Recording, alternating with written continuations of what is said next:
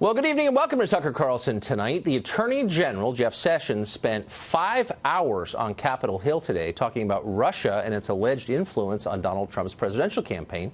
But that's not the only big story that involves Russia and the Attorney General. Yesterday, Sessions announced in a letter that he has directed the Department of Justice to take a closer look at the Obama-era Uranium One deal, something we've covered a lot on this show. In that letter, the Attorney General signaled he was open to appointing a special counsel to investigate that deal and any involvement by Hillary Clinton. Richard Goodstein is a lawyer. He's advised both of Hillary Clinton's presidential campaigns, and he joins us tonight. Richard, thanks for coming on. Good to be back. Thanks for having me. So I want to start on a totally apolitical note, just citizen to citizen, American to American. Does it bother you at all that the Obama administration allowed Russia, given all you now believe about Russia, access to a pretty large percentage of our uranium reserves? No. Let me give you 3 facts as to why not. First, uranium is not a dear commodity. The price has come down by 3/4 over the past 10 years. Kazakhstan is the biggest source of uranium on the planet. Russia's basically got good control over that. Russia has its own uranium, okay? And the uranium that Russia ended up controlling thanks to Uranium One, which, incidentally, Hillary Clinton had 0 role in, to the extent that it went out of the country at all, and most of it won't, it went to Canada, got reprocessed, and then came back to the U.S. So, no, right. Well, wait, hold on. Wait, that's just as a factual matter. Some of it went beyond Canada and went to Europe, and where it went then we don't know. And it left without an export license. But hold on, wait. But I'm a little confused, and we'll get to Hillary in just a second. But I'm a little confused, given that you've come on the show so many times to say that Russia is our primary adversary on the global stage, that they seek to undermine the U.S. government, that we're at war with them, that you would be comfortable with giving them control of some of our uranium. What would be the strategic benefit to the United States in doing that? Why would we do that? So again, if there's a commodity that's come down by 3/4 in price over the past 10 years, that tells you it's not a very dear commodity. So what you're suggesting is the person who owns that land out in Wyoming or wherever should be made to sit on it rather than capitalizing on it. No, I'm saying that if you believe that Russia is a threat to the United States, you probably wouldn't want to give them control over it. And if that uranium was meaningless, then answer this if you would. Why did the Clinton Foundation encourage Uranium One to hire the Podesta Group to lobby the Clinton State Department for this deal approval?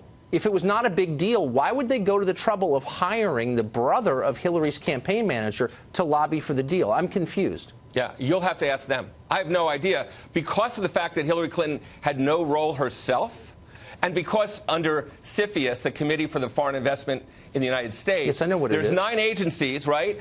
Treasury is the lead agency in these CFIUS deals. True. State is one of 9. And again, it never reached Hillary's desk.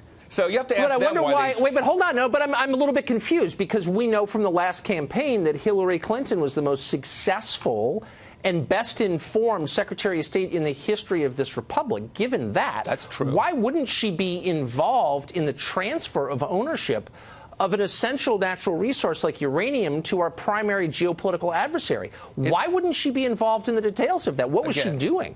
It seems negligent. No, I'm serious. The premise that it's this essential national resource, it's used mainly anymore in nuclear power plants, which incidentally are not economic thanks to the low price of natural gas.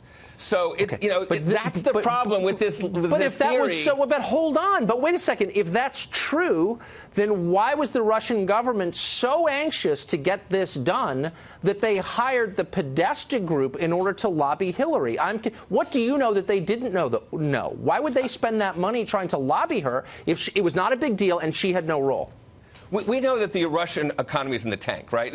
It's what smaller than Italy or something like that, or some states in the U.S. I thought they were a huge threat to us. I'm confused. My point is, we don't exactly look to the Russia to make smart economic decisions. So whoever they hired to do this, you have to ask them. Honestly, it doesn't make any sense. They're irrational. But it does. But hold on. Look, there are a lot of questions to which I don't know the answer. I'm not going to pretend that I do. I don't have the full storyline here. But typically in Washington, where you live, and you know it well, when people hire a lobbyist to lobby someone, they're spending their own money to do that. Yeah. They're expecting something in return. You're saying it was totally accidental, it was irrational. No, Hillary, for some reason, didn't have anything to do. Oh, okay. Then why would they hire the Podesta group to do that? The CFIUS process is a complicated process. Any entity that wants to go through it needs to actually have its ducks in a row. And whether it's the Podesta group or any other, there are law firms throughout the city that make big money at helping companies get through CFIUS, okay? So in this case, it was Podesta. The next day, it will be somebody else. It's just not that big a deal. And again, the core issue is that uranium is just not that treasured. It's not that big a deal.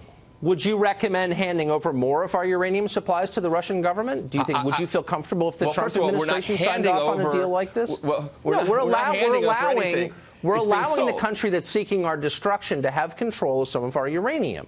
Yeah. Would you recommend the Trump administration pursue that same policy? Is that a wise policy, do you think? The amount of uranium, it would be a problem. It's a simple question. Would you be happy if the Trump people did that? It would be a problem to relinquish uranium if we started building tons of nuclear power plants. But with our demand for nuclear weapons, it's not. And that's the fantasy underlying this, that the people who are fanning this want to have people believe.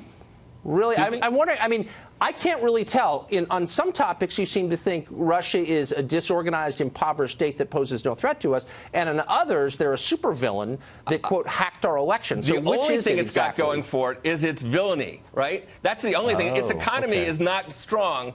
But the fact of the matter is, again, Kazakhstan has 39% of the world's uranium. That's where Russia's neighbor, right?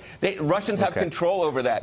They don't really need to come here to, like, steal our precious resource. But for some reason, they did. I wonder why. Richard, thank you for joining us. That was fascinating.